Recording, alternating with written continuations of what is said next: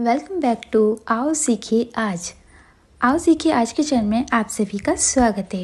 ये हमारा phone number है। अगर आप हमारी कोचिंग ज्वाइन करना चाहते हो तो इस नंबर पे कॉल कर सकते हैं। चलिए क्लास शुरू करते हैं। पहले आप मेरी वीडियो को सब्सक्राइब कर लीजिए, उसके बाद एक घंटी बनी हुई आएगी, उस पर क्लिक कर लीजिए। हेलो दोस्तों, आज हम सीखने वाले हैं कि कहाँ पर सा के लिए एस ई लिखना है और कहाँ पर सी ई लिखना है। और सबसे बड़ी बात आपको ये भी पता होना चाहिए कि आगे एस ई को वर्ड मीनिंग अगर आप बोल रहे हैं एडवाइस और एडवाइस मतलब एक में सी है और एक में एस है, तो क्या उसमें कुछ बदलाव हो जाता है? क्या एडवाइस का मतलब सलाह देना ही है या फिर अलग है? ये चीजें भी जानेंगे। मतलब हर वर्ड मीनिंग का रीजन क्या है, इसको ऐसे क्यों लिखा जाता है, सब कुछ हम आपको बताने वाले हैं इस वीडियो में। तो प्लीज़ पूरी वीडियो देखिएगा ताकि अच्छे से आपको एक एक चीज़ समझ में आए और चैनल को सब्सक्राइब कीजिएगा ताकि हम और भी टॉपिक से आपकी इंग्लिश अच्छी कर सकें। चलिए स्टार्ट करते हैं। सबसे पहले जान लेते हैं कि अगर किसी भी वर्ड मीनिंग के लास्ट में एस ई होगा तो इसका मीनिंग क्या है। देखिए, अगर कभी भी आपको किसी भी वर्ड मीनिंग में लास्ट में एस ई दिखे तो हमेशा समझ जाइए कि वो वर्ब की बात हो रही है। जैसे हमने बोला सुपरवाइज, सुपरवाइज उसे कहते हैं जो देख रेख करने वाला। अब आप देख रेख करना मतलब इसमें वर्ब हो गया, वो कोई काम कर रहा है।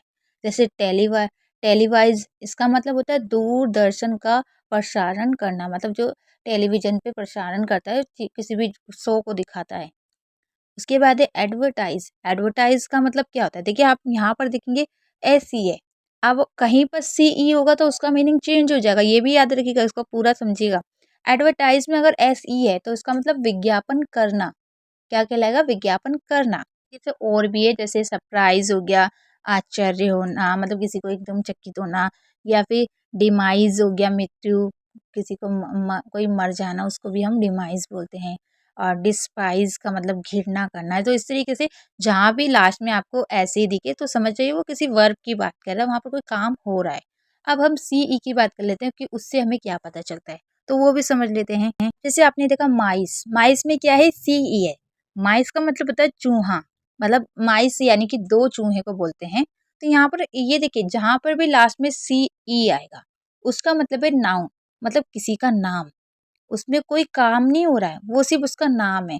अगर एडवाइस में एक होता है एस ई वाला, एडवाइस यानी कि सलाह देना, और एक होता है सी ई वाला एडवाइस, उसका मतलब है सलाह, सिर्फ सलाह, उसमें वो कोई काम नहीं कर रहा है। तो ये बहुत ऐसी चीज़ें जो आपको आगे तक काम आएगी। जैसे फेस, फेस में आप देख रहे हैं सी ई है, अगर आप ऐसे ही लिख देंगे तो चेहरा दिखाना, इस तरीके से कुछ गलत मीनिंग हो जाएगी। लेकिन फेस का मतलब होता है चेहरा, वो एक नाउन है। पीस, टुकड़ा, जूस, शरबत या फिर जो भी है, और राइस, चावल। यहाँ पर देखिए जितनी भी नाउन है, जिसका जो एक कोई नाम है, नाम के लिए आपको सी ई लिखना है। किसी भी वर्ड मीनिंग का कोई नाम बता रहे हैं, slice, fence, prince, ounce, dense, science, bounce, force, मतलब फोर्स, सिर्फ फोर्स मतलब ताकत है, फोर्स लगाना नहीं है, फोर्स यानी कि ताकत।